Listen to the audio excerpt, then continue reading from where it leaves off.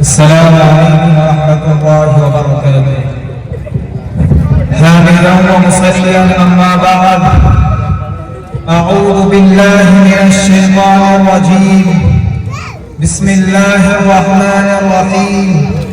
لقد كان لكم في رسول الله أسوة حسنة. صدق الله العظيم. باہر سے آنے والے مہمان اعزام اور حضرات علماء کرام، جو آیت کریمہ تلاوت کی گئی اس کا تعلق براہ راست ہم سب کے ہادی و رہبر امیر و مرشد محسن اعظم صلی اللہ علیہ وسلم کی حیات طیبہ سے ہے۔ اللہ تعالیٰ نے اس آیت میں مسلمانوں کو زندگی گزارنے کے لیے ایک ڈھنگ اور طریقہ بتایا ہے۔ دنیاوی زندگی کے لیے ایک نمونہ مقرر کیا ہے، فوز و فلاح کا ضامن ایک حسین فارمولہ عطا کیا ہے۔ اس آیت میں نبی پاک صلی اللہ علیہ وسلم کے قابل تقریر زندگی کو مسلمانوں کے لیے آئیڈیل بتایا گیا ہے۔ حضرات گرامی، پوری اسلامی تاریخ گواہ ہے، جس وقت آپ صلی اللہ علیہ وسلم نے اس دنیا رنگ و بو میں آنکھیں کھولی، پوری دنیا تاریکی و ظلمت میں گھٹا ٹوپ اندھیرے میں ڈوبی ہوئی تھی۔ کفر و شرک برسر اقتدار تھا، جہالت و لا علمی کا دورہ تھا، الفت و محبت نام کی بھی کوئی چیز نہ تھی، وحشت و بربریت اپنے عروج پر تھی، انسان کے خون کا پیاسا تھا، قتل و غارت گیری کا بازار گرم تھا، اور ایسا محسوس ہو رہا تھا اب اس دنیا میں ہدایت و روشنی کا سورج شروع نہیں ہوگا، اس کائنات کا بحران ختم نہیں ہوگا، اس دنیا کو انسانیت کا درس نہیں ملے گا، اور ہمیشہ کے لیے لوگ آداب انسانیت سے محروم ہو جائیں گے۔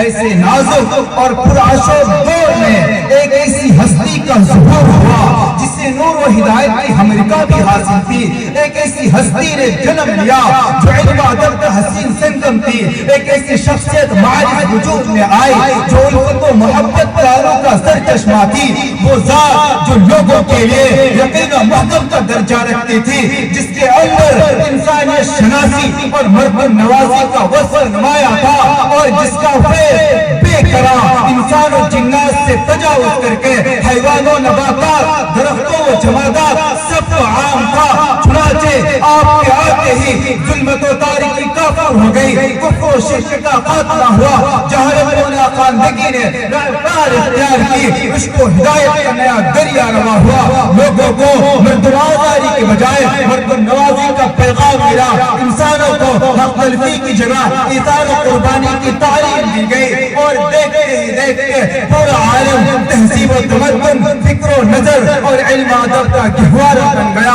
صحن چمن کو اپنی بہاروں پہ نازتا، صحن چمن کو اپنی بہاروں پہ نازتا، وہ آگے کے ساری بہاروں پہ چھا گئے، اور دنیا نے دیکھا کہ جو لوگ اس دامن ہدایت سے وابستہ ہوئے وہ زندگی جاوید ہو گئے، جنہوں نے اس مکتب فکر میں تعلیم پائی وہ نبی پاک صلی اللہ علیہ وسلم کے سچے جانشین کہلائے، جن لوگوں نے اس آستانے کو مضبوطی سے تھامے رکھا، رضی اللہ عنہم و رضوا عنہ کے بشارت آمیز القاب سے نوازے گئے۔ یہی وہ در تھا جسے پکڑنے کے بعد حضرت ابوبکر صدیق کہلائے، یہی وہ دربار تھا جہاں سر جھکانے کے بعد حضرت عمر کو فاروق اعظم کا خطاب ملا، اور یہی وہ بارگاہ تھی جہاں حضرت عثمان کو ذی النورین کا لقب ملا، اور یہی وہ فوجی چھاونی تھی جس نے حضرت علی کو اسد اللہ کے نام سے یاد کیا۔ پوری دنیا جانتی ہے کہ جو دربار رسالت سے جڑے وہ آسمان علم و عمل کے درخشاں ستارے بن گئے، زہد و قناعت اور صبر و توکل کے امام بن گئے، انہیں دربار رسالت سے اصحاب النجوم کی بشارت ملی،